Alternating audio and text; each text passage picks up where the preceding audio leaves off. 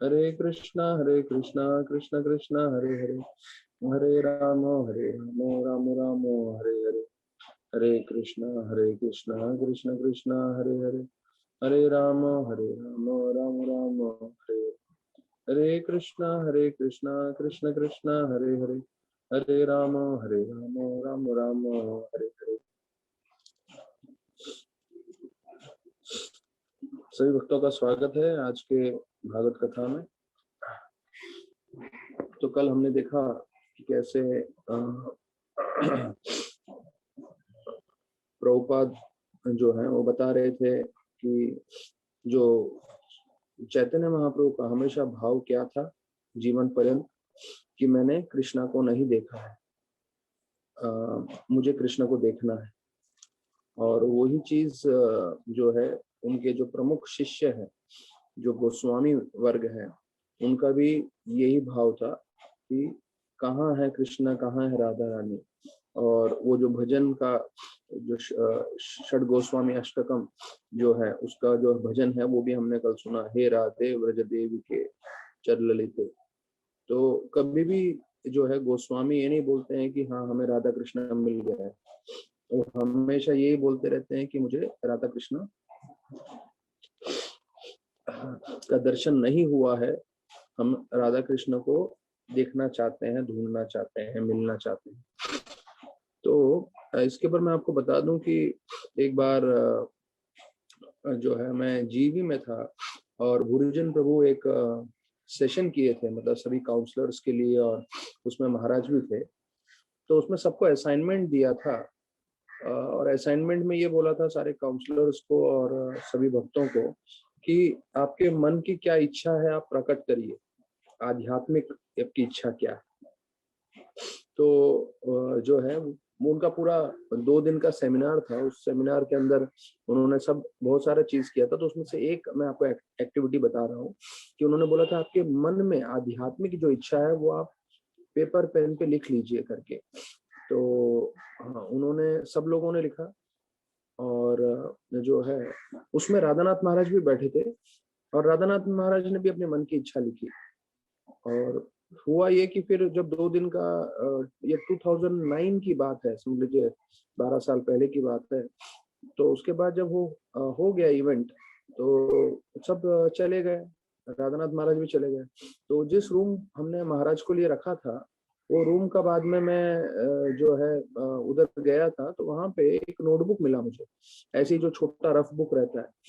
तो वो छोटा रफ बुक देखा तो मुझे मालूम नहीं था वो महाराज का है। तो मैंने जैसे ही खोला तो देखा इसमें महाराज ने अपना मन की इच्छा लिखी हुई है। अब देखिए हमारे सबके मन में कुछ ना कुछ आध्यात्मिक इच्छाएं भी रहती हैं। तो वही चीज लिखने के लिए बोला था बुर्जन प्रभु जो प्रभुपाद के शिष्य हैं, सभी भक्तों से महाराज के लिए भी बोला था, महाराज ने भी लिखा था। तो महाराज ने अपना शुरुआत कर रहे थे वो लिखते हुए कि मेरी बड़ी इच्छा है कि मैं वापस से अपने गुरु के संग में आ सकूं, प्रभुपाद के संग में आ सकूं, क्योंकि प्रभुपाद से बिछड़े हुए काफी समय हो गया। प्रभुपाद भौतिक जगत छोड़ के जा चुके हैं और प्रभुपाद के संग में रहूंगा तो गुरु के संग में रहने का एक आश्रय रहता है। फिर बोले मेरे जो गुरु परंपरा में हैं उन सबसे मुझे बहुत मिलने की तीव्र इच्छा है, क्योंकि मैं भक्ति सारण ठाकुर से नहीं मिला हूँ, गोरखदास बाबा जी से नहीं मिला हूँ, भक्ति विनोद ठाकुर से नहीं मिला हूँ। तो अगर मौका मिले तो महाराज लिख रहे थे कि मेरी बड़ी इच्छा है कि मैं इन सबको भी मिलूं, आचार्यों को। और फिर ऐसे आचार्य के बाद उन्होंने गोस्वामी लिखे, चैतन्य महाप्रभु का नाम लिखा, पंचतत्व का पूरा नाम लिखा, और उसके बाद आगे चलते हुए उन्होंने गोपियों का नाम लिखा कि मेरी इच्छा है कि मैं गोपियों की सेवा करूं। और वहां पे उन्होंने महाराज ने गोपियों के आगे नहीं बढ़े, ये नहीं लिखा कि भाई गोपियों के बाद मुझे राधा कृष्ण से मिलना है, नहीं। महाराज ने अपने जो राइटिंग में सिर्फ इतना तक ही लिखा कि मुझे गोपियों से मिलना है और वहीं पे एंड कर दिया। मतलब हमें समझना चाहिए कि एक आचार्य, एक गुरु किस तरह से सोचते हैं कि हाँ हमें अवश्य प्रभुपाद की सेवा करनी है, पूरी गुरु परंपरा की सेवा करनी है। और वो सेवा करते करते हम कहाँ तक जा सकते हैं, गोपियों तक। गोपियों के आगे जाना गौड़ीय वैष्णव नहीं सही समझते। तो राधा कृष्ण की सेवा हमें जब करनी है तो उनकी सेवा करने का तरीका ऐसा है जो चैतन्य महाप्रभु ने सिखाया, गोपीर पद कमलोर दास दास अनुदास। हम डायरेक्ट जाके राधा कृष्ण की सेवा नहीं करना चाहते हैं, हम सिर्फ गोपियों की सेवा करना चाहते हैं और गोपियां जो है वो राधा कृष्ण की सेवा करें। तो याद रखिए, ये जो हमारा परंपरा है, इसके हिसाब से हमें अपना जीवन भौतिक और आध्यात्मिक दोनों व्यतीत करना है। तो आध्यात्मिक जीवन में भी ऐसा नहीं है कि जब एक बार अगर भगवत धाम चले भी गए तो सीधा जाके हमें कृष्ण के साथ ही आदान प्रदान करना है और राधा रानी के साथ आदान प्रदान करना है, नहीं। जो है वहां पे भी जाके हम गोपियों की सेवा करेंगे और गोपियां जो है वो राधा कृष्ण की सेवा करेंगी। अगर हमारा वो सेवा रहा तो, अगर दूसरा सेवा रहा तो अलग चीज है। तो ये जो भाव है वो हमें समझना है। भौतिक जगत में एक व्यक्ति को पूछा गया था कि आपकी कंपनी में आपकी क्या इच्छा है, मतलब भौतिक रूप से। तो उसने क्या किया, उसका जो कार्ड था, विजिटिंग कार्ड, और उधर बाकी लोगों का सबका कार्ड रखा था, तो अपना विजिटिंग कार्ड उठाया और दूसरे सब जितने भी विजिटिंग कार्ड थे सबके ऊपर रख दिया। मतलब मैं सबका बॉस बनना चाहता हूँ। तो भौतिक जगत में सब लोग जो हैं बॉस बनना चाहते हैं, पर आध्यात्मिक जीवन में हम हमेशा दास बनना चाहते हैं। तो हम अभी, क्योंकि हम साधका हैं, साधका अर्थात अभी हम साधना भक्ति कर रहे हैं, शुद्ध भक्त नहीं हो गए हैं, तो हमारे मन में ये सब इच्छा रहेगी कि भाई हमें एकदम बड़ा भक्त बनना है, बड़ा वैष्णव बनना है, हमारा बहुत नाम होना चाहिए, सब लोग हमें जानने चाहिए, हमारा बड़ा बड़ा प्रवचन कीर्तन होना चाहिए, बहुत ज्यादा सेवा होना चाहिए। तो ये सब हमें करना है, ज्यादा से ज्यादा सेवा, लेकिन हमें आगे रहने की इच्छा नहीं रखनी चाहिए। ये एक भक्तों को हमेशा ध्यान रखना है। तो राधानाथ महाराज बताते हैं, जब किताब वितरण हम लोग करते हैं हर महीने, हर साल में जो है दिसंबर महीना होता है, तो उस दिसंबर महीने में हम लोग जब किताब वितरण करते हैं तो महाराज हर बार बोलते हैं, हमारी इच्छा ये होनी चाहिए कि हम जो है ज्यादा से ज्यादा सेवा कर सकें, ज्यादा से ज्यादा मेहनत कर सकें, ज्यादा से ज्यादा हम किताब वितरण कर सकें, और मन ही मन में हमारी ये भी इच्छा होनी चाहिए कि हम लास्ट आने चाहिए। हमारी ये इच्छा नहीं होनी चाहिए कि हम फर्स्ट आने चाहिए।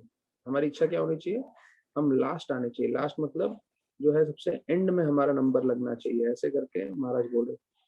क्योंकि जो बाहर के लोग, जिसको अंग्रेजी में रैट रेस बोलते हैं, रैट रेस मतलब चूहों की दौड़, तो बाहर की दुनिया में ये हमारा शरीर ही नश्वर है, शरीर ही कुछ समय के लिए है, बाद में खत्म हो जाएगा। लेकिन उस शरीर के साथ साथ जो भी संबंधित हैं, अपना घर, अपना पैसा, अपना जो नाम सम्मान है, उसके पीछे ऐसा दौड़ लगा रहे हैं, ऐसा दौड़ लगा रहे हैं। तो जो एक भक्त होता है वो इस दौड़ में भाग नहीं लेता है, वो बोलता है भैया आप भागते रहिए, हमें कोई रुचि नहीं। अब यहाँ पे जब हमने देखा कि एक भक्त ने प्रभुपाद को पूछा था, प्रभुपाद आप जरा बताइए जो है गोस्वामियों के बारे में, चैतन्य महाप्रभु के बारे में, कि चैतन्य महाप्रभु कैसे समुद्र में गिर गए थे जो है विरह में, और वो समुद्र उनको यमुना तट लगा, और उसमें जो है चैतन्य महाप्रभु प्रवेश कर गए थे उनको यमुना के स्मरण करते हुए। तो उसके बारे में जब पूछा तो पूरा प्रभुपाद ने इसके बारे में जवाब दिया, और बताते हैं कि जब उसका पूरा जवाब देने के बाद एक अंतरंग रूप से, अब ये जो एक भाव आ रहा है प्रभुपाद का, ये एक थोड़ा अलग चीज है जो हमने अधिकांश बार सुना नहीं है।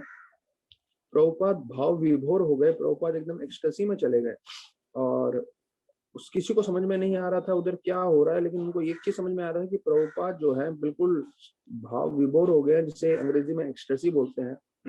तो सब लोग ध्यान से प्रभुपाद को देख रहे थे। प्रभुपाद 1-1.5 मिनट के लिए जो है आंख बंद करके एकदम मननशील हो गए थे, और फिर बताया जाता है कि उनकी आंखों में से पूरा जो है अश्रुधारा आने लग गई, और फिर प्रभुपाद जो है सीधा करताल लिए, और करताल लेके कीर्तन करने वाले थे, लेकिन फिर से प्रभुपाद जो है वो अंतरंग जो उनका भाव था उसमें प्रवेश कर गए।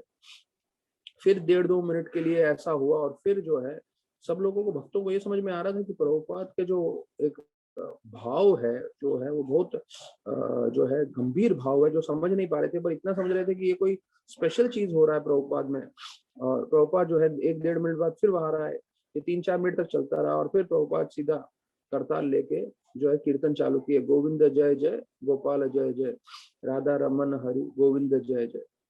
तो भक्तों को एक चीज समझ में आ गया था कि प्रभुपाद जो है हमारे गुरु हैं, लेकिन उनके अंतरंग रूप से जो उनका संबंध है गुरु के साथ, कृष्ण के साथ, वो बहुत ही गंभीर है, वो बहुत ही विशाल है, जिसका मनन हम लोग नहीं कर सकते हैं।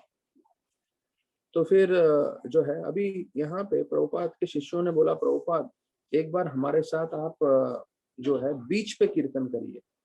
अब देखिए, हम लोग सब भक्ति मतलब ये नहीं सोचना चाहिए कि भक्ति मतलब बस भगवान का नाम जप करना और बिल्कुल ही इंद्र भोग की तरफ देखना भी नहीं और इंद्र भोग बिल्कुल नहीं करना, ऐसा नहीं है। हम आध्यात्मिक रूप से हर तरह का इंद्र भोग कर सकते हैं। आध्यात्मिक रूप से जब भगवान आनंद करते हैं तो भगवान के साथ भक्त भी आनंद करते हैं। तो यहाँ पे वर्णन आ रहा है कि उन्होंने बोला कि प्रभुपाद हम लोग बीच पे कीर्तन करना चाहते हैं। तो प्रभुपाद बोले हाँ ठीक है, करिए बीच पे कीर्तन। तो थोड़ा वैरायटी भक्तों को भी चाहिए, और ये तो अभी सैन फ्रांसिस्को कैलिफोर्निया की बात चल रही है। और उन्होंने उधर बॉन्ड फायर मतलब एक छोटा सा आग भी लगाया था, और आग लगा के जो है उसके इर्द गिर्द कीर्तन कर रहे थे। और कीर्तन करते करते जो है सिल्वर फॉइल में जो है भक्त लोग जो है आलू डाल रहे थे कोयले में और लकड़े में, जिससे वो आलू पूरा भुन कर आ जाए बाद में जब कीर्तन खत्म होगा तो वो प्रसाद भी हो जाएगा वैसा। तो जिनको मालूम होगा, एक सेका हुआ आलू का स्वाद अलग ही होता है। कोयले में या लकड़े में या गोबर के कंडों में जब वो जल रहा होता है तब आलू डाल देते हैं तो पूरी तरह भुन जाता है। तो ये सब जो है लीलामृत में वर्णन आ रहा है। तो ये प्रभुपाद को बहुत अच्छा लग रहा था। उन्होंने, कई लोगों ने अपने हिसाब से कुछ पोएट्री वोएट्री भी लिखा था, और उस पोएट्री में महामंत्र था। तो प्रभुपाद बोले बहुत अच्छा।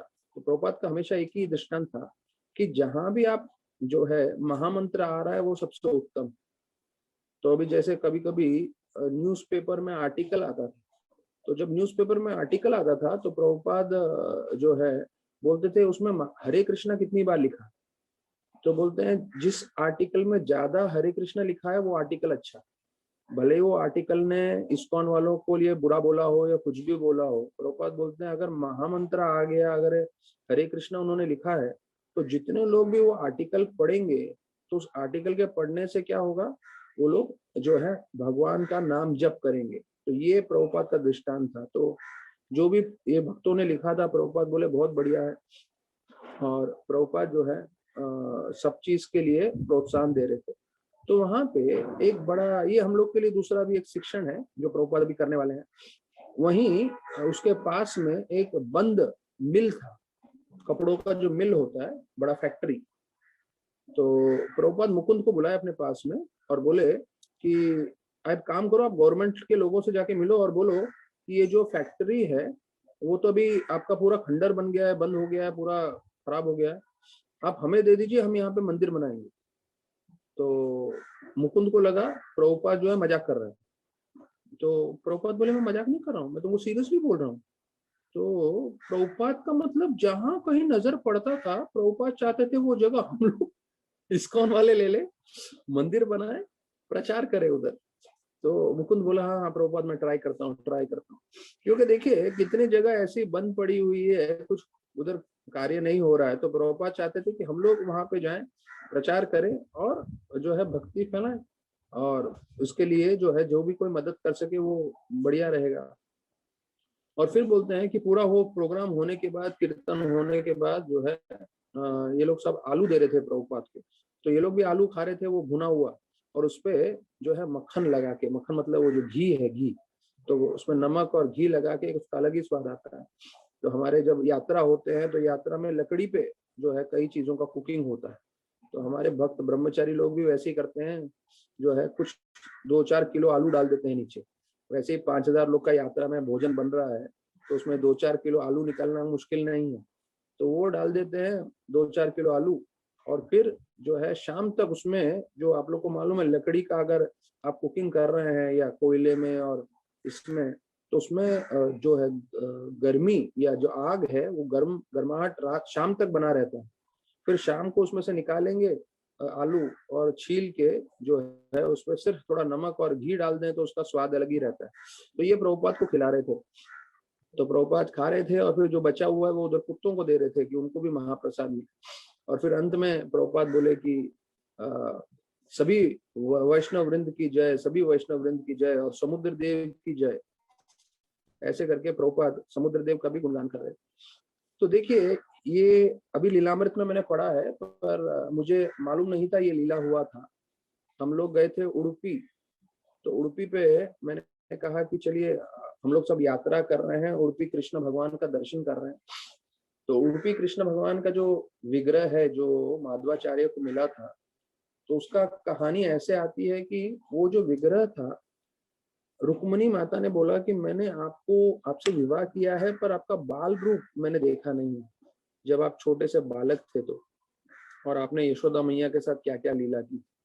तो कृष्ण भगवान ने स्वयं अपना विग्रह बनाया और उनको दिया। तो वो रुक्मिणी माता स्वयं हमेशा उनकी सेवा करती थी, वो है उडुपी कृष्ण। तो कभी हम लोग को यात्रा जाने को मिला, हम लोग सब साथ में जा सके उडुपी, तो वहां पे कृष्ण भगवान का विग्रह देखेंगे। तो ये रुक्मिणी माता को कृष्ण भगवान ने खुद ने बना के दिया, जो बताते हैं कि जब द्वारका समुद्र के अंदर प्रवेश कर गया, तो ये विग्रह भी समुद्र के अंदर चला गया, और फिर गोपी चंदन के द्वारा, गोपी चंदन के एक बड़े पत्थर में ये विग्रह माधवाचार्य को मिला, जो अभी पूजा जा रहा है उडुपी में। तो जब हम आईवेस यात्रा कर रहे थे, तो मैंने सोचा क्यों नहीं हम लोग बीच के पास जो है कार्यक्रम करें। तो मैंने सब प्रबंध कराया और भक्तों के साथ बात किया, जो हमारे ऑर्गेनाइजर थे, कि चलिए हम लोग बीच के पास कीर्तन करते हैं। तो सब भक्त भी बोले हाँ हाँ, बहुत उत्साहित हो गए। वैसे ही जैसे यहाँ पे बॉन्ड फायर बोल रहे हैं, तो वैसे ही हमने अग्नि के साथ अग्नि करते हुए कीर्तन कराया। और गौर गोपाल प्रभु को मैंने बताया था कि भाई आप कीर्तन करें तो बहुत भक्तों को अच्छा लगेगा। तो वहां पे गौर गोपाल प्रभु का कीर्तन बिल्कुल बीच में, और उससे पहले बीच में स्नान था लोगों का, और बीच पे अच्छा से स्नान कर कर आए सारे के सारे युवा, कम से कम 500 लड़के थे, इतना उत्साहित हो गए। और उसके बाद कीर्तन जबरदस्त, वो भी फायर बॉन्ड के साथ बीच में अग्नि लगा के हम लोग ने कीर्तन किया था। पुलिस वालों से परमिशन पूरा ऑफिशियल करके किया था हम लोग ने। और उसके बाद प्रसाद में, तो प्रसाद में क्या है, मेरा थोड़ा अलग तरीका है करने का। मैं ये नहीं बोलता हूँ कि बहुत सारे आइटम होने चाहिए, मैं बोलता हूँ 2 आइटम होना चाहिए, लेकिन 2 आइटम ऐसे होने चाहिए कि 10 आइटम को हरा दे। तो मैंने मेनू डिसाइड किया, मस्त गरम गरम पास्ता बनाइए चीज वीज डाल के, क्योंकि आईवेस बच्चों को रोटी दाल सब्जी में इतना उत्साह नहीं आता है, पास्ता बोलते हैं तो बहुत जो है ज्यादा ही उत्साहित हो जाते हैं। तो पास्ता बनाइए, और साथ में हमारा इस्कॉन का पाइनएप्पल बटर हलवा, जिन लोगों को मालूम है पाइनएप्पल बटर हलवा खाया हुआ, मैं बोला आप सिर्फ ये 2 आइटम रखिए और कुछ तीसरा आइटम रखने की जरूरत ही नहीं है। सिर्फ 2 आइटम में सारे के सारे लोग ढेर हो जाएंगे, मेरी गारंटी है, लेकिन अनलिमिटेड रखना है। तो उसमें चीज पनीर डाल के बिल्कुल जो है ऑथेंटिक उन्होंने जो पास्ता बनाया। अरे अपने ड्यूटी तो छोड़िए, वहां के पुलिस वाले आ गए थे, तो पुलिस वालों ने जैसे ही खाया, पुलिस वाले सायरन में दूसरे पुलिस वालों को बोल रहे हैं, अरे बढ़िया प्रसाद मिल रहा है यहाँ, पास्ता मिल रहा है, सब ड्यूटी छोड़ो यहाँ पर आ जाओ, नहीं तो गरम गरम पास्ता आपका निकल जाएगा। तो मैंने बोला ऐसे बनाना भैया, कम से कम जो है 1 बाल्टी पास्ता बचना चाहिए, उस हिसाब से बनाओ 500 लोग के लिए, मतलब कितना ही खाए लोग तो कम नहीं पड़े। तो वैसे ही किया उन्होंने, एकदम बढ़िया पास्ता बनाया था।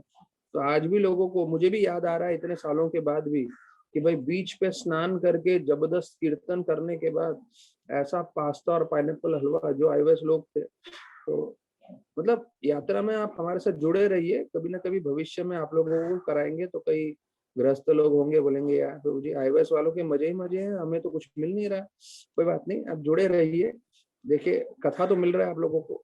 और मजे की बात है, कथा के बाद प्रसाद नहीं है, लेकिन फिर भी रोज उतने ही संख्या में लोग जुड़ जाते हैं, क्योंकि उनको मालूम है चलो कुछ तो मिल रहा है, कुछ तो प्रसाद मिल रहा है, भले ही जो है भोजन करने वाला प्रसाद नहीं, पर भगवान का कथा प्रसाद जरूर मिल रहा है। ठीक है, तो अभी आइए हम लोग चर्चा करते हैं श्रीमद् भागवतम में मोहिनी अवतार के ऊपर जो चर्चा चल रहे थे। तो बोलते हैं जैसे कोई हाथी होता है, हथनी के पीछे जो लग जाता है, वैसे भगवान शिव जो है उनके पीछे लग गए, और शिव भगवान की शक्ति जो है वो वहां पे जो है वहां पे गिर गई।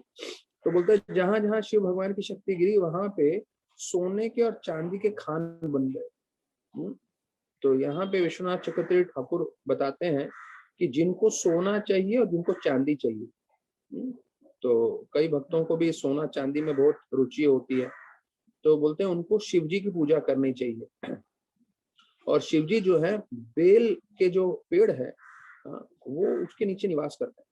हाल ही में मुझे किसी ने पूछा था कि भगवान शिव के ऊपर ऊपर सिर्फ 2 चीज आप अर्पण करो तो भगवान शिव प्रसन्न हो जाते हैं। कौन से 2 चीज हैं? एक तो गंगा जल और दूसरा है बेल पत्ता। तो मेरे को प्रश्न पूछा कि बेल पत्ता चढ़ाने से क्यों प्रसन्न हो जाते हैं? तो मुझे जवाब नहीं आया। यहाँ पे प्रभुपाद दिख रहे हैं, मतलब भागवतम आप पढ़ो तो आपके सब सवालों का जवाब भी मिल जाए। तो लिखा है बेल पत्ता इसलिए चढ़ाते हैं क्योंकि भगवान बेल के पेड़ के नीचे ध्यान करते हैं। यहाँ पे प्रभुपाद लिख रहे हैं 33वें श्लोक में, 12वां अध्याय 8वां स्कंद। और वो अपने लिए घर भी नहीं बना।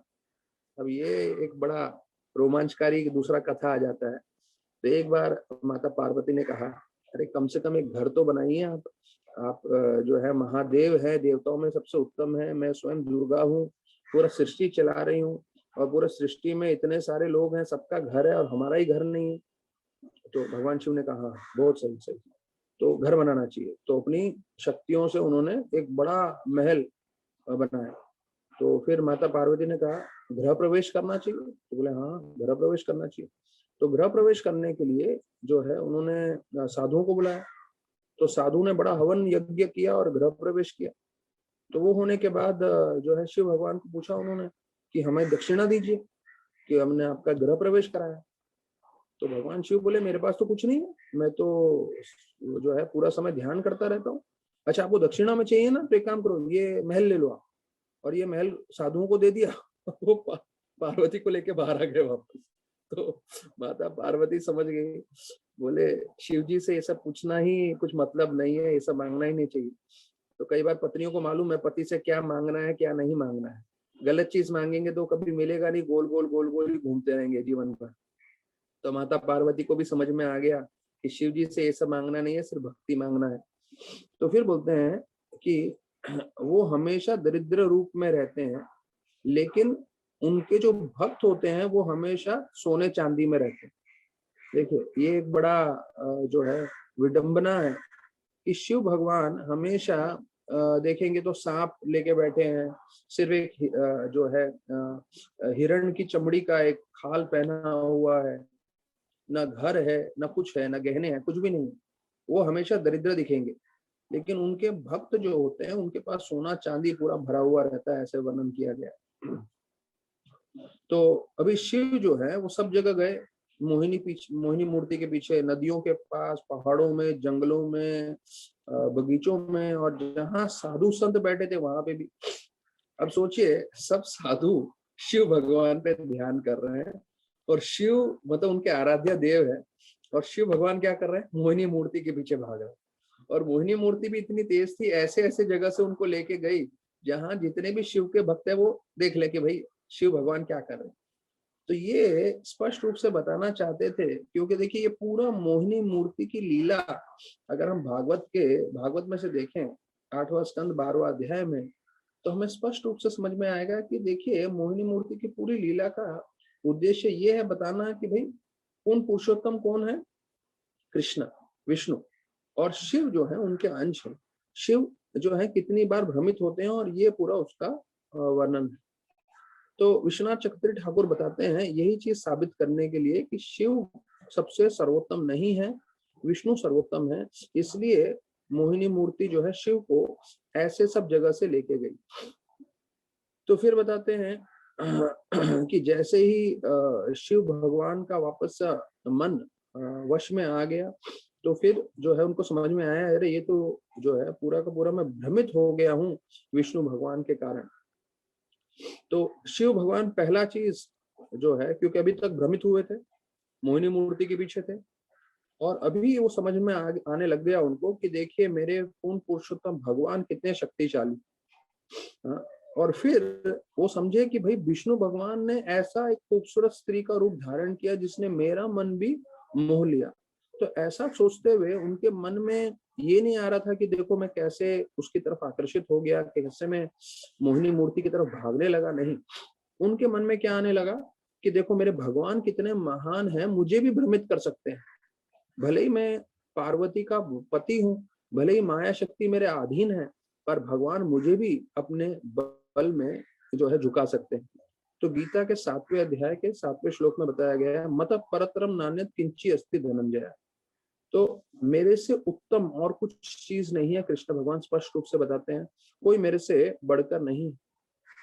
चैतन्य चरितामृत में भी प्रभुपद बताते हैं, एकल ईश्वर कृष्ण आरस वृत्ति, मतलब भगवान ही पूर्ण पुरुषोत्तम है, बाकी सारे देवता यहाँ तक कि शिव भी उनके अधीन आते हैं। तो अभी ना वो विचलित हुए, ना उनको शर्म आई। अभी आप बोलेंगे अरे जो है मोहिनी पीड़िती के पीछे भाग रहे थे, उनके जो है इतने भूत पिशाच थे, उनकी बीवी थी उनके सामने, वो दूसरों के पीछे भागने लगे, दूसरी स्त्री के पीछे, तो उनको शर्म नहीं आई। तो यहाँ पे लिखा है नहीं आई। क्यों? क्योंकि वो समझ गए, अरे ये तो मधुसूदन जो है, ये तो कृष्ण है जिन्होंने मेरे को भ्रमित किया। और ये चीज देख के कृष्ण भगवान और प्रसन्न हो गए कि वो ये नहीं सोच रहे हैं कि भाई मैं जो है भ्रमित हो गया, वो इस चीज का गर्व कर रहे हैं कि देखो मेरे भगवान कितने शक्तिशाली हैं, मुझे भी कभी भी जो है भ्रमित कर सकते हैं। तो बोलते हैं, प्रभुपाद लिख रहे हैं कि उनको एक तरह का वो खुशी हो रही थी कि चलो मुझे विष्णु भगवान ने पराजित कर लिया। और भगवान हमारे सबके हृदय में निवास करते हैं, तो जैसी उनके मन में ये भावना आने लगी कि देखो मुझे भगवान ने परास्त कर दिया, तो उससे भगवान और प्रसन्न हो गए। तो सर्वस्व चाम हृदय सन्निविष्टो, तो ये जो 15वें अध्याय का 15वां श्लोक है, तो उसके बारे में वर्णन करते बोलते हैं, कई लोग जो बाहर के लोग हैं जिनको इस्कॉन के बारे में नहीं मालूम है और जो गीता का भी ज्ञान नहीं जानते, सर्वस्व चाम हृदय सन्निविष्टो का मतलब है, उनके हिसाब से कृष्ण भगवान बोल रहे हैं मुझे चाय पसंद है। सर्वस्व चाहम, चाहम मतलब चाय बोलते हैं। और कौन सा चाय? स्टव पे बना हुआ चाय। हृदय सन्निविष्टव, तो स्टव मतलब बोलते स्टव पे बना हुआ चाय। कृष्ण भगवान गीता में ये बोल रहे हैं 15वें अध्याय के 15वें श्लोक में, स्टव पे बना हुआ चाय पसंद है मेरे। जबकि उसका मतलब ये है कि भगवान हृदय में निवास करते हैं और वो ज्ञान देते हैं और वो हमें शक्ति देते हैं जिससे हम कुछ याद भी कर सकें या भूल भी जाएं हमारे तरफ से। तो वो ये बोले कि चलो विष्णु भगवान ने जो कुछ हमारे साथ किया है वो सबसे उत्तम किया है। और ऐसा बोलते हुए जो है अभी भगवान जो है बोलने लगे, शिव भगवान उवाच। तो अभी विष्णु भगवान शिव भगवान के साथ आदान प्रदान कर रहे हैं। बोलते हैं आप देवताओं में सर्वश्रेष्ठ हैं, महादेव को बोल रहे हैं, और आपको मैंने इतनी तरह से जो है आकर्षित कर दिया स्त्री के रूप में, लेकिन फिर भी आप अपने जो है अपने चेतना में आप बने हुए हो, आप फिर भी विचलित नहीं हुए हो। इसलिए मैं आपको आशीर्वाद देता हूं कि आपका भाग्य का हमेशा उदय होता रहे। तो ये भगवान विष्णु आशीर्वाद दे रहे हैं कि भले ही आप जो है विचलित हो गए, लेकिन विचलित होने के बाद भी आप अपने परिस्थिति से नहीं हिले, ना ही आपको शर्म आ रही है। आप कृष्ण भगवान की महिमा इतनी महान है वो सोच के आप खुश हो रहे हैं। तो इसलिए मैं आपको आशीर्वाद दे रहा हूँ कि आपका भाग्य हमेशा उदय होता रहे। तो प्रभुपाद लिखते हैं कि वो देवताओं में भी उत्तम है और वैष्णव में भी उत्तम है। तो एक बार हमारे मन में ये प्रश्न आ सकता है कि अरे ये तो स्त्री को देख के, मोहिनी मूर्ति को देख के ऐसे भागे थे उनके पीछे, तो ये कैसे उत्तम हो सकते हैं देवताओं में और जो है इनके इसमें वैष्णव में? तो बताया जाता है क्योंकि भगवान चाहते थे वो भ्रमित हो, और भगवान की इच्छा से वो भ्रमित हुए। इसलिए ये कोई आम जो है मानव या आम देवता के स्तर पे नहीं है, ये महादेव है। इसलिए कृष्ण भगवान ने उनको पूरा आशीर्वाद दिया कि आपका जो है नाम प्राचीन काल तक जो है बना रहे और आपको जो है हमेशा सदैव आपका कल्याण होता रहे। तो अभी प्रभुपाद तात्पर्य में हम सबके लिए एक बहुत महत्वपूर्ण चीज बोल रहे हैं जो हमें सबको लिखना है और याद करना है। तो जो लोग पेन पेपर लेके बैठे हैं वो लिख लीजिए स्टेटमेंट। प्रभुपाद बोलते हैं, भक्त जो है वो किसी भी परिस्थिति में विचलित नहीं होना चाहिए। प्रभुपाद ये जो है 38 श्लोक में बता रहे हैं, एक भक्त जो है किसी भी परिस्थिति में विचलित नहीं होना चाहिए, भले ही परिस्थिति कितनी ही बेकार क्यों न हो। ये एक बहुत महत्वपूर्ण शिक्षण प्रभुपाद हम सबके लिए बता रहे हैं। मैंने भी हाइलाइटर में मार्क किया हुआ है अपने नोट्स में ये चीज। A devotee should not be agitated under any circumstances। मतलब किसी भी परिस्थिति में हमें विचलित नहीं होना है, हमें हमेशा स्थिर रहना है। ना हमें क्रोधित होना चाहिए, ना हमें क्रोध दिखाना चाहिए। हाँ, समय के हिसाब से आपको जो है जो भी कार्य करने हैं वो करने हैं। तो बोलते हैं सबसे बुरे से बुरे परिस्थिति में भी हमें विचलित नहीं होना चाहिए, हमें पूरी तरह से संयम बनाए रखना है। तो ये एक बहुत बड़ा कर्तव्य है। तो ये गीता के 6 अध्याय के 22वें श्लोक में बता रहे हैं, यस्मिन् स्थितो न दुःखेन गुरुणापि विचल्यते। विचलित मतलब विचलित नहीं होता है भक्त। तो प्रभुपाद लिखते हैं क्योंकि उसका पूरा कृष्ण भगवान पे श्रद्धा है, तो इसलिए सबसे मुश्किल के मुश्किल परिस्थिति में भी वो विचलित नहीं होता है। क्यों? वो भगवान का स्मरण करता है, भगवान का नाम जप करता है। तो ये जो है ऐसा गुण सबसे उत्तम किसमें देखा हमने? शंभू में। इसलिए वो सबसे बड़े वैष्णव माने जाते हैं। तो फिर भगवान बता रहे हैं कि मैं आपको ये आशीर्वाद देता हूँ, इस भौतिक जगत में आप माया के प्रपंच में कभी नहीं पड़ेंगे। हाँ, और ये जो माया पूरी दुनिया को परेशान करती है, वो कभी आपको परेशान नहीं कर पाएगी।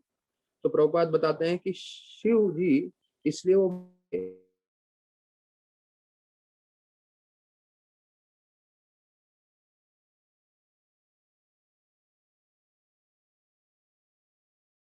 अभी यहाँ पे बता रहे हैं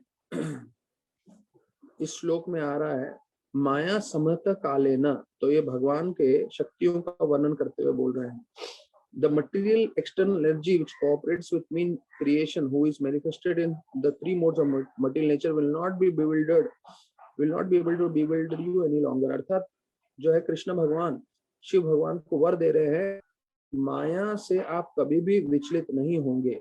माया न त्वाम अभी भविष्यति, मतलब ये जो है 40वें श्लोक में बोल रहे हैं कि माया के प्रभाव से आप कभी भी विचलित नहीं होंगे। अभी ये पूरा लीला समाप्त हो रहा है। तो लीला समाप्त होते हुए सुखदेव गोस्वामी बोल रहे हैं कि कौन पुरुषोत्तम भगवान जिनके छाती पे शिवत्स का निशान है, उसको उनको बीच में रखते हुए शिव भगवान जो है पूरी तरह से उनकी प्रदक्षिणा की, परिक्रमा की। तो जब हम बोलते हैं मंदिर में हमें जाते हैं तो हमें परिक्रमा करना चाहिए, तो ये जो परिक्रमा करने का जो विधि है वो यहाँ पे हम देख रहे हैं भगवान शिव स्वयं विष्णु भगवान के परिक्रमा कर रहे हैं। और फिर परिक्रमा करने के बाद भगवान शिव जो है अपने पार्षदों के साथ कैलाश पर्वत की ओर निकल गए। तो विश्वनाथ चक्रवर्ती ठाकुर इस श्लोक के ऊपर तात्पर्य देते हुए बोलते हैं कि जब उन्होंने परिक्रमा किया और परिक्रमा करने के बाद प्रणाम किया, तो भगवान विष्णु इतने प्रसन्न हो गए कि उन्होंने उनको उठाया जब वो प्रणाम कर रहे थे और पूरे गले से उनको लगाया। और यहाँ पे वो शब्द आ रहा है शिवत्स अनेकेन, अर्थात तो शिवत्स का जो निशान था वो जो है उनको लगाने के कारण तो उनके भी छाती पे स्पर्श हो रहा था शिव भगवान के। तो ये लीला हो रही थी इनके दोनों के बीच में। तो फिर बोलते हैं कि अभी शिव भगवान जो है अपनी भार्या उमा को बोल रहे हैं, जिनको भवानी भी नाम दिया है, बोला देखो ये है शक्ति मेरे विष्णु भगवान की। तो अभी वो भी ऐसे नहीं है कि आम बीवियों के जैसे, अरे तुमने किसी और औरत को क्यों देखा है, मेरे पति हो और तुम दूसरी औरत को देख रहे थे।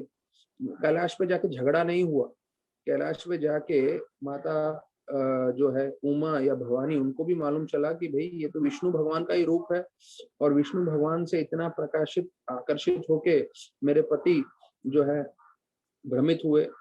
तो ये बोल रहे हैं देखो ये हमारे विष्णु भगवान की शक्ति है जो मुझे भी भ्रमित कर सकते हैं। तो शिव बोल रहे हैं मैं तुमसे कभी आकर्षित नहीं होता, भ्रमित नहीं होता, पर भगवान विष्णु मुझे भी भ्रमित कर सकते हैं, ये उनकी माया शक्ति है।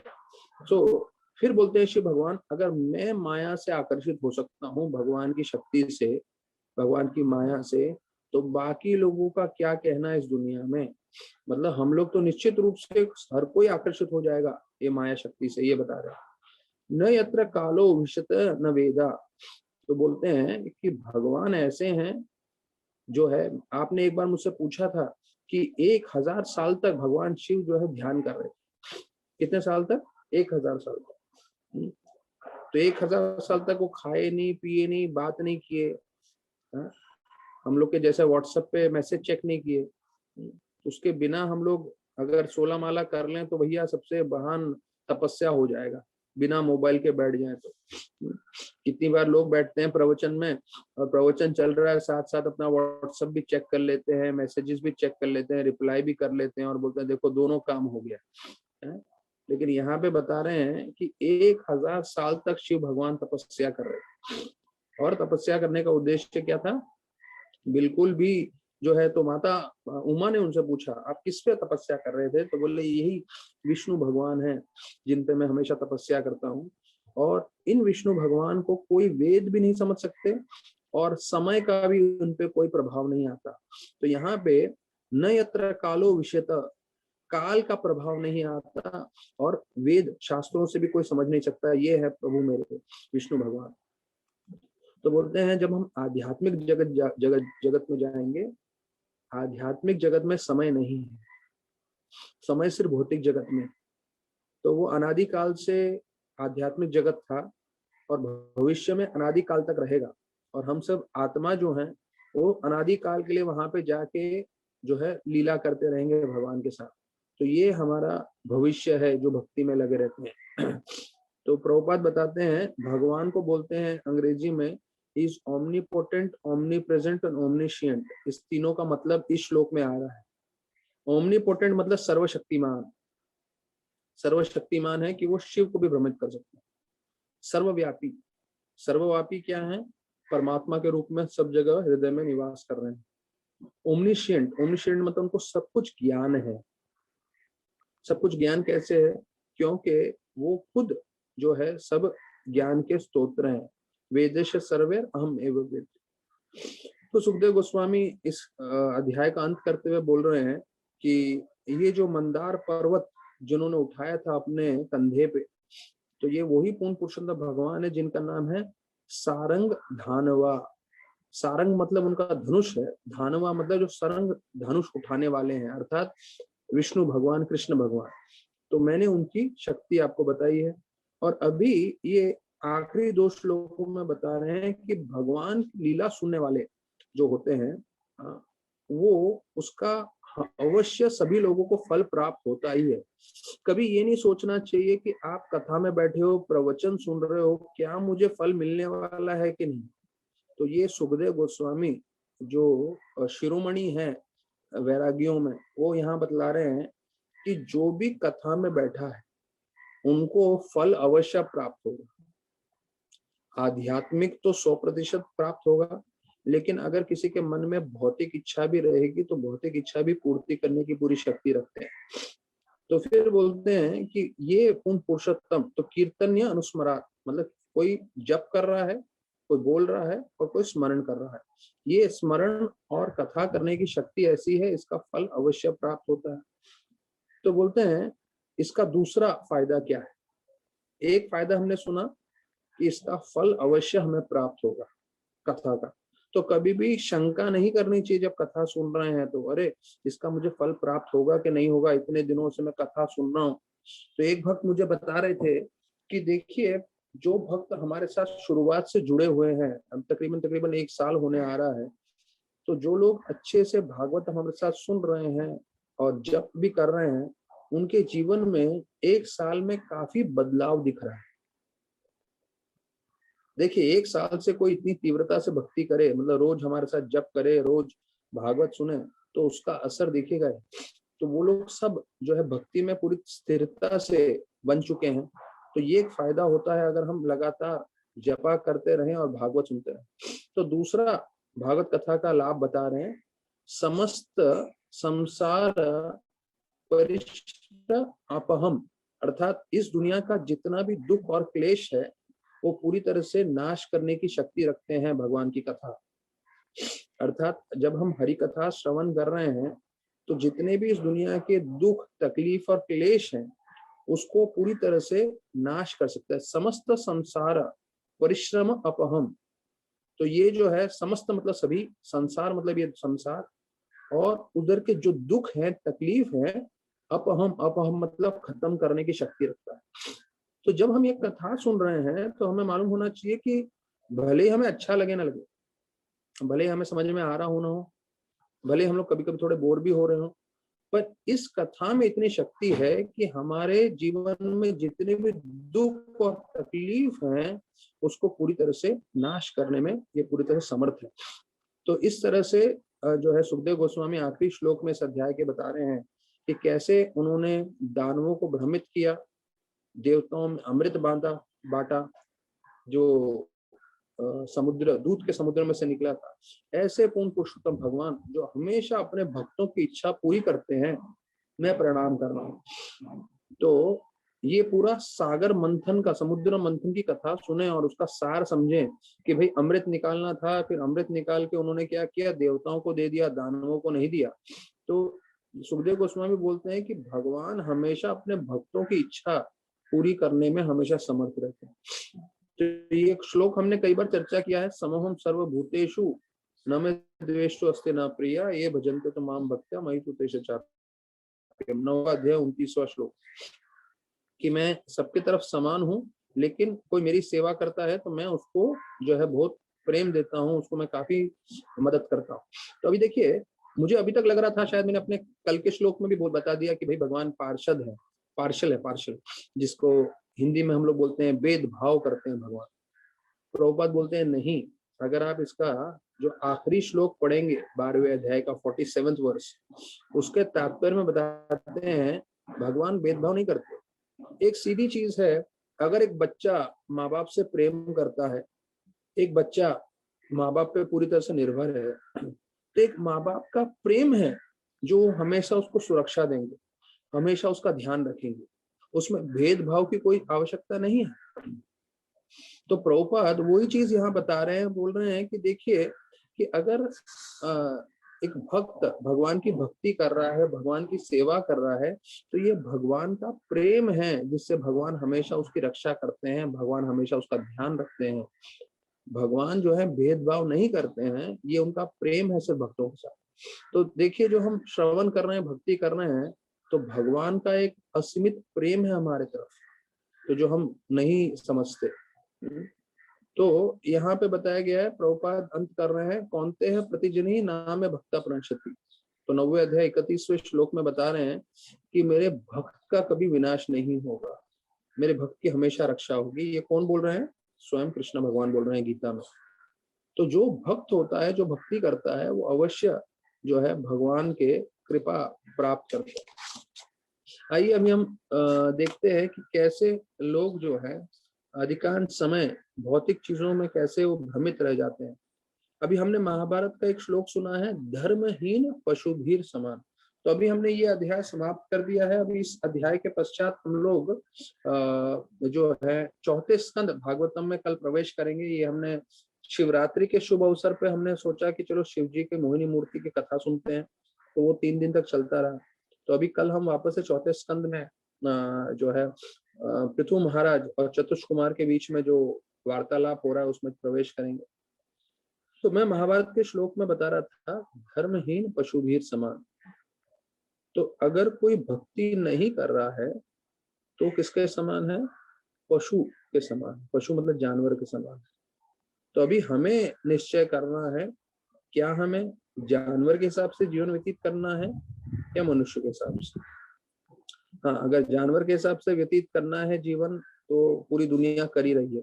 सिर्फ एक भक्ति है जो पूरी तरह से भक्ति करता है और सब ये करता है। तो धर्महीन पशुभीर समान। तो अभी वहां पे बताया महाभारत में कि धर्महीन पशु के समान है, और गीता में आप आ जाओगे तो वहां पे लिखा है सर्वधर्मान परित्यज्य। तो अगर ये दोनों श्लोकों को एक सामने रखा जाए तो थोड़े लोग सोचने में पड़ जाएंगे कि धर्म के बिना जानवर है, और भगवान कृष्ण स्वयं बोल रहे हैं धर्म को जो है उसको त्याग दो।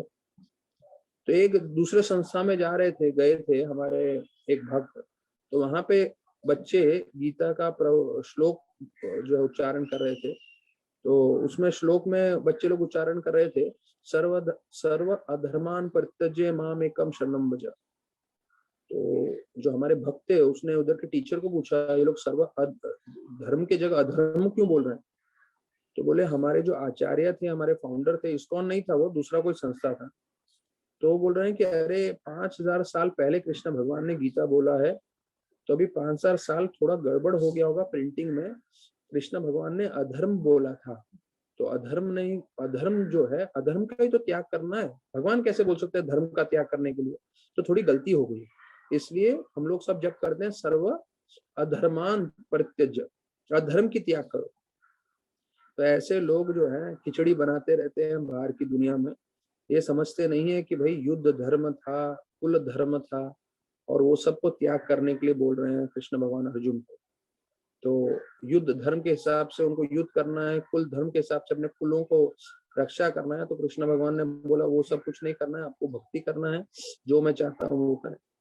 तो प्रभुपाद अगर आप देखें इंट्रोडक्शन में बताते हैं धर्म की परिभाषा, अगर आप इंग्लिश में देखें तो धर्म को क्या बोलते हैं? रिलीजियन।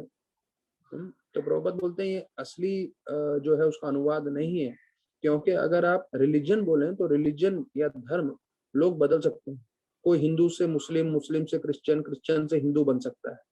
पर प्रभुपाद बताते हैं हमारा असली धर्म क्या है, जो हमारा असली स्वरूप है वो है क्या? कृष्ण का दास बनना। देखिए रोज मैं देखता हूँ यहाँ पे, अगर आप कृष्ण के दास नहीं बनोगे तो किसी न किसी के तो दास बनना ही बनना पड़ेगा। तो आप कुत्ते बिल्ली के दास बन जाओगे, कुत्ते की सेवा करोगे, बिल्ली की सेवा करोगे। ये हर एक के घर में देख रहा हूं मैं। या तो कृष्ण की सेवा करो, नहीं तो फिर ऐसे सब चीजों में लग जाते हैं लोग। तो बेहतर है कृष्ण की सेवा करें, तो आप हमेशा जो है हमेशा संतुष्ट रहेंगे, क्योंकि धर्म के साथ अर्थ अपने आप आएगा। क्योंकि भौतिक जगत में धर्म, अर्थ, काम, ये तीन मुख्य है। मोक्ष तो किसी को समझ में ही नहीं आता, लेकिन अगर आप जब भक्ति करते हैं तो भक्ति करने से आपको ये तीनों चीज प्राप्त हो सकता है। तो जय पताका महाराज जो है, उनको एक लाइफ वो याद कर रहे थे, वो बोले कि प्रभुपाद के पास एक लाइफ मेंबर आके बोले कि तो आपने ये सब कैसे किया? मतलब 40 रुपया लेके गए थे अमेरिका, उसके बाद 4,000 करोड़ बना दिया, ये कैसे किया? तो प्रभुपाद को एक्चुअली उन्होंने पूछा था कि क्या आप कोई जादू दिखा सकते हो? तो साधु लोगों को लगता है ना जादू दिखाना चाहिए, जादू दिखाना चाहिए। तो प्रभुपाद ने बोला देखो मैं 40 रुपया लेके गया था अमेरिका, और कुछ ही सालों में मैंने 40 रुपए का कितना कर दिया? 4,000 करोड़। ये कब की बात कर रहा है? 1976 की बात कर रहे हैं। उस समय 4,000 करोड़ का पूरा 108 मंदिर पूरे विश्व भर में खड़ा कर दिया। तो प्रभुपाद बोले ये हमारा जादू है, तो हमें कुछ और जादू करने की जरूरत नहीं है, सिर्फ भक्ति करिए। और भक्ति करने से जो है देखिए कैसे पूरे जीवन में हमारा बदलाव आते जाता है। तो हमारे एक भक्त है, वो गए थे मदर टेरेसा से मिलने के लिए। तो मदर टेरेसा जिनको सबसे विश्व प्रसिद्ध है, तो वो बता रहे थे कि लोगों के जीवन में भूख है, भोजन के लिए नहीं, जो है वो भूख है हृदय का, मतलब प्रेम का। मतलब भोजन तो मिल जाता है कहीं से भी, लेकिन जो प्रेम का भूख है वो संतुष्ट नहीं होने के कारण पूरे विश्व भर में लोग जो है हर तरह से परेशान है, तकलीफ में। तो एक होता है हंगर ऑफ द स्टमक, एक होता है हंगर ऑफ द हार्ट। तो बोलते हैं हंगर ऑफ द हार्ट, मतलब हृदय में जो भूख है वो संतुष्ट नहीं हो रही है, इसलिए लोग दुखी हैं, परेशान हैं, विचलित हैं। और वो तभी आप संतुष्ट कर पाओगे जब आप भगवान से जुड़ोगे। तो याद रखिएगा हम लोग सबके जीवन में, हम सबको जो है प्रेम चाहिए, और वो प्रेम प्राप्त होगा जब हम कृष्ण भगवान से जुड़ेंगे, कृष्ण भगवान की भक्ति करेंगे। और जितनी तीव्रता से हम भक्ति करेंगे उतना हमें संतुष्टि प्राप्त होगा हमारे जीवन में। एक बार राधानाथ महाराज को कॉलेज प्रोग्राम में बताया गया, अरे महाराज आप सब बकवास कर रहे हैं, ये सब बिल्कुल बेकार है भक्ति के बारे में और ये करने के बारे में। और वो जो लड़का था वो उधर का लीडर जैसा था, वो बोलने लगा ये सब बकवास है, पूरे कॉलेज के सामने बोलने लगा जहाँ महाराज का लेक्चर था। तो बोला मैं सब चीज आपने जो भी बोला है मैं सब कुछ बोलता हूँ बकवास है। क्यों? क्योंकि पूरी दुनिया में लोग अगर आपके जैसे साधु बन गए तो क्या होगा? गवर्नमेंट कैसे चलेगा? अस्पताल कैसे चलेंगे? स्कूल कैसे चलेंगे? सारे चीजें कैसे चलेंगे सब साधु बन गए तो? और सारे लोग जो है ताली बजाने लगे कि भाई हमारे में से देखो किसी ने कैसे जो है जवाब दिया स्वामी जी को। तो क्या है, जब उनके कोई टीचर होते हैं या ऐसा कोई स्वामी होता है, उनको कोई चैलेंज करता है तो उन लोगों को बहुत अच्छा लगता है। तो महाराज बोलते हैं कि मैंने 1 सेकंड के लिए प्रार्थना किया और मैंने उसको जवाब दिया, वो चार्टर्ड अकाउंटेंट का कॉलेज था और उसमें सब चार्टर्ड अकाउंटेंट थे। तो महाराज बोले अगर यही चीज मैं बोलूं कि चार्टर्ड अकाउंटेंसी बिल्कुल बेकार है, मैं बिल्कुल स्वीकार नहीं करता, पूरी दुनिया में लोग चार्टर्ड अकाउंटेंट बन जाएंगे तो अस्पताल कौन चलाएगा, गवर्नमेंट कौन चलाएगा, बाकी सब दूसरे जगह पे काम कौन करेगा, स्कूल्स में टीचर्स कैसे बनेंगे, सब चार्टर्ड अकाउंटेंट बन गए। तो महाराज बोले और मैं तब बताता हूँ अगर सब लोग चार्टर्ड अकाउंटेंट बन गए तो चार्टर्ड अकाउंटेंट की भी जरूरत नहीं पड़ेगी। तो सारे लोग जो है और जोर से खड़े होके और ताली मारने लगे, बोले सही बात बोले महाराज जी। ऐसा नहीं कि हर कोई साधु बन जाएगा, जैसे किसी भी समाज में डॉक्टर की जरूरत होती है, इंजीनियर की जरूरत होती है, फिर बाद में टीचर की जरूरत होती है, बिजनेसमैन की जरूरत होती है, वैसे ही साधुओं की भी जरूरत होती है। क्यों? क्योंकि साधु आपको मार्गदर्शन करते हैं आध्यात्म जीवन में कैसे अग्रसर होना है और उसमें कैसे आगे बढ़ने के लिए आपको जो है मार्ग बताते हैं। तो ये बहुत जरूरी है हम सबको जानना कि बिना एक चीज के पूरा समाज संपूर्ण नहीं होता। तो आइए, कई दिनों से हमने गीता नहीं पाठ किया था, तो हम लोग गीता के कुछ श्लोकों पे भी चर्चा कर लेते हैं। लास्ट हमने गीता के 38वें श्लोक पर चर्चा किया था, जो आज प्रभुपाद भी बता रहे हैं, सुख दुख समय कृत्वा लाभो लोभो जया जय। तो प्रभुपाद इसके तात्पर्य में बोलते हैं कि अगर हम खुश हों या दुखी हों, हमें लाभ हो रहा हो या नुकसान हो रहा हो, हमारा विजय हो या पराजय हो, भक्त को हर परिस्थिति में भक्ति करना है। तो जो हमने भागवतम में पढ़ा वो ही गीता के दूसरे अध्याय के जो 38वें श्लोक में प्रभुपाद वही चीज बता रहे हैं। तो भक्त जो होता है हर परिस्थिति में भक्ति करता रहता है। और फिर जो है 39वें श्लोक में प्रभुपाद बता रहे हैं सांख्य के बारे में और अलग अलग बुद्धि योग कर्म योग के बारे में। और प्रभुपाद बोलते हैं कि जो प्रामाणिक भक्ति करता है, ये 10वें अध्याय का 10वां श्लोक, ददामी बुद्धि योगम तम येन माम उपयन्ते। तो बोलते हैं परमात्मा हमारे हृदय में बैठे हुए हमें मार्गदर्शन करते हैं। ये महत्वपूर्ण है, जरा ध्यान रखिए सब लोग। परमात्मा हमें हृदय में निवास करते हुए हमें मार्गदर्शन करते हैं क्या करना है क्या नहीं करना। तो वो जो भक्त है, अगर वो प्रभुपाद लिखते हैं भक्ति करेगा अच्छे से, तो जितना अच्छे से भक्ति करेगा उतना परमात्मा उनको मार्गदर्शन करेगा।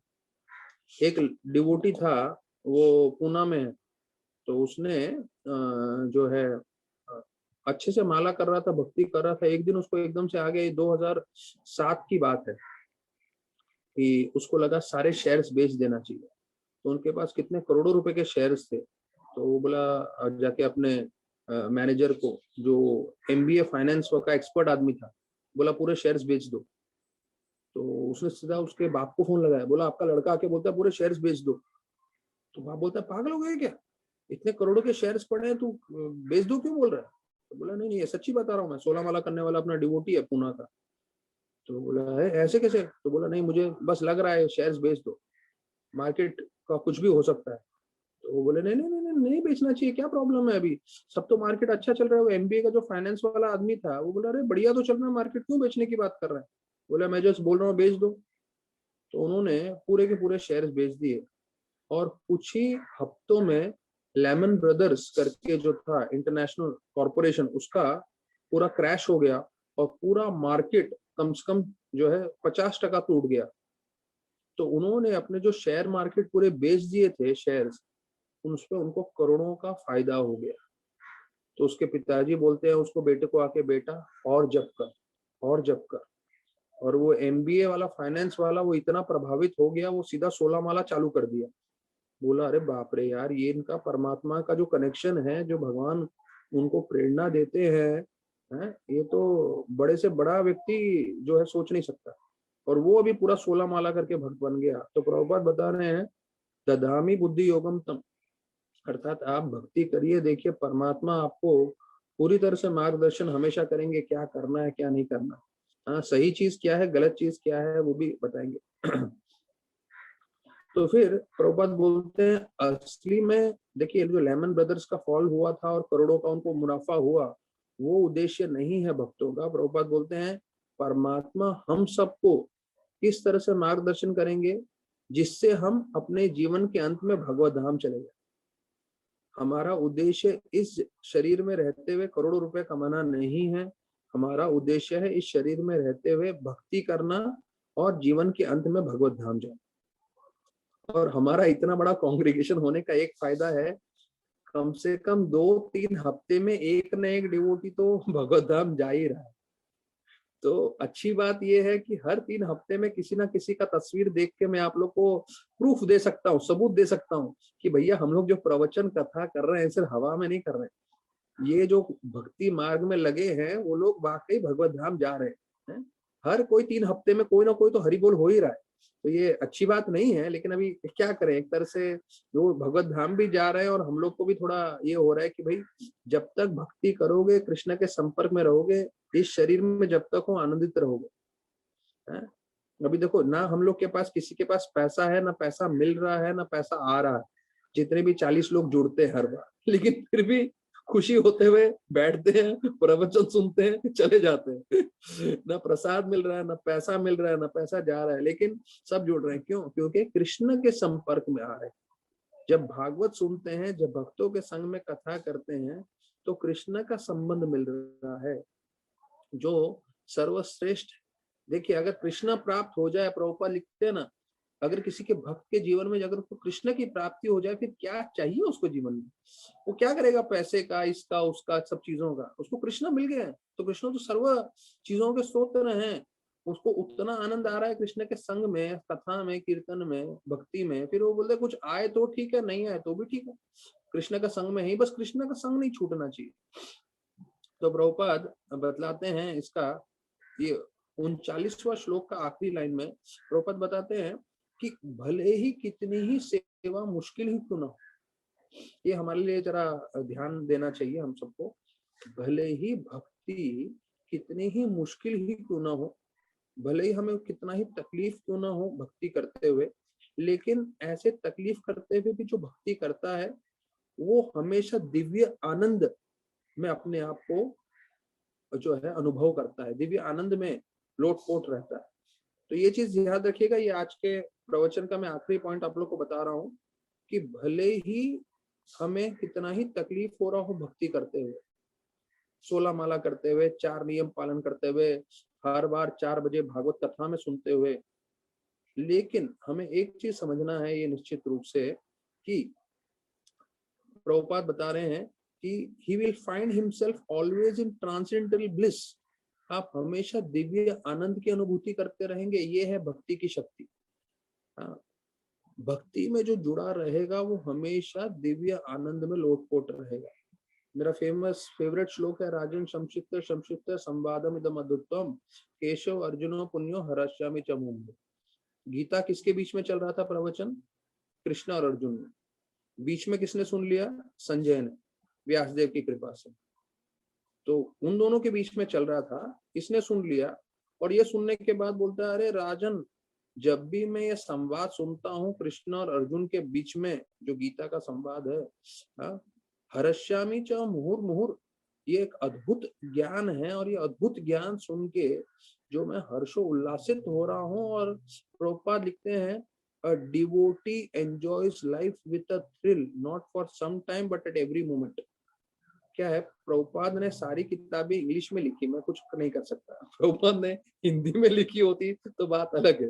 प्रभुपाद ने रात भर जाग जाग के अंग्रेजी में पूरा लिख दिया।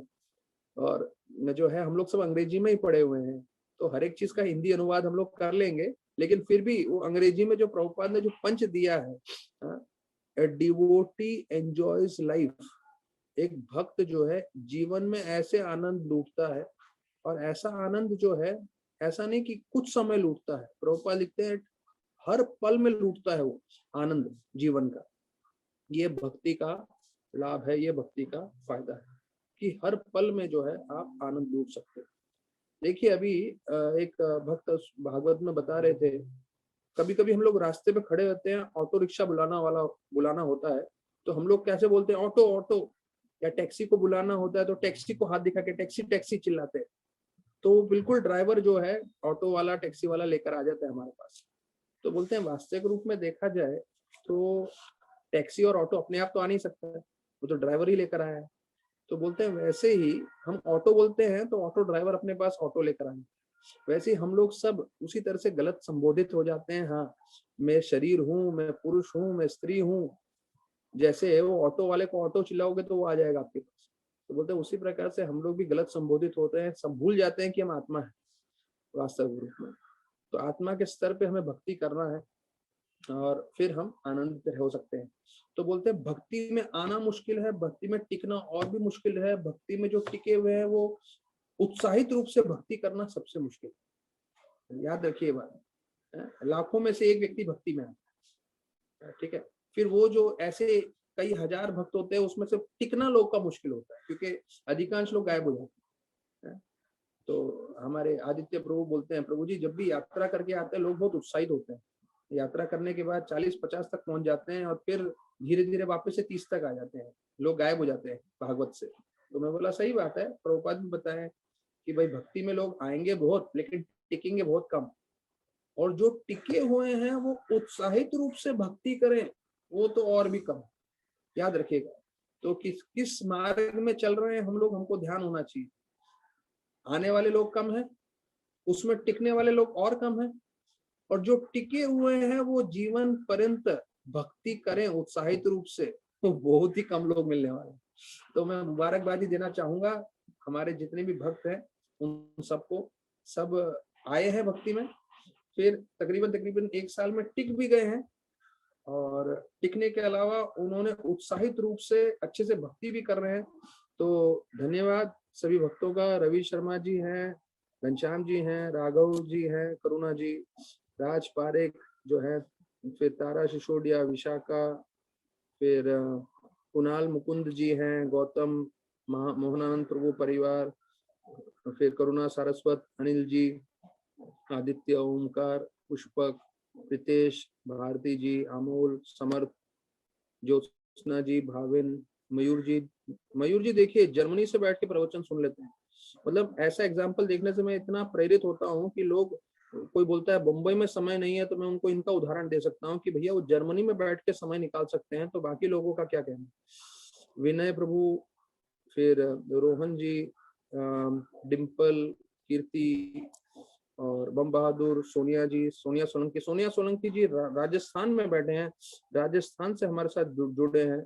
तो देखिए भारत के अलग अलग जगह से लोग जुड़ते हैं। महेंद्र दर्जी जी है, ये धीरेन के पापा हैं, तो ये भी जुड़े हुए हैं हमारे साथ।